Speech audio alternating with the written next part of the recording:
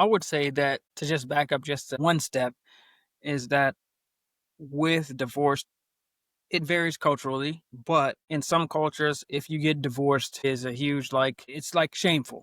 Right. In other cultures, people have divorce parties or whatever. They celebrate. They count down to the days that when the divorce is official.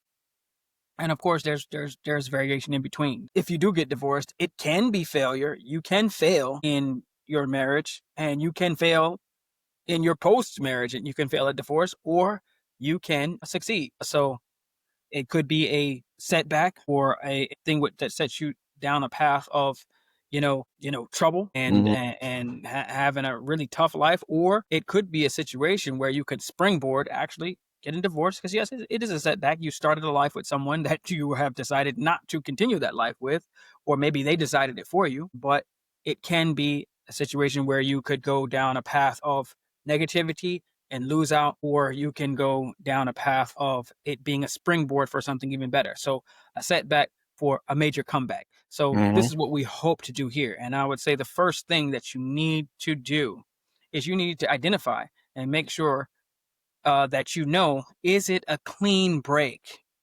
You got divorced. Your divorce is final. Whatever you decided to separate from the woman who you were married to.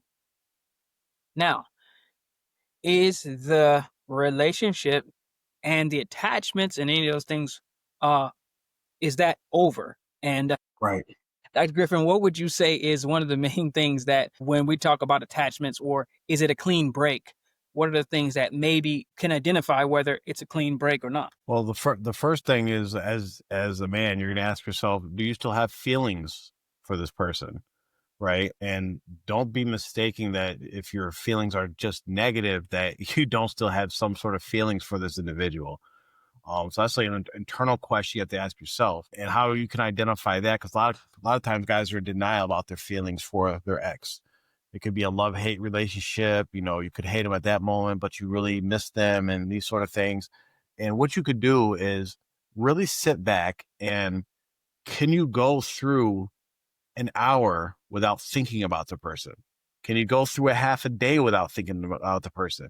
Can you go through a whole day without thinking about the person? When you're in those quiet moments, because like this is what guys do when we get in these troubles, and it's good because it helps us heal and move on and all that. We busy ourselves, right? We'll either start if it's positive, we'll go work out, or we'll go do a project, or we'll get involved in something. But you really have to test this when you're in those quiet places when there's nothing else to do. And does your mind just drive back to like reminiscing about the good times, you know, blaming and hating yourself or hating the person for the position you're in?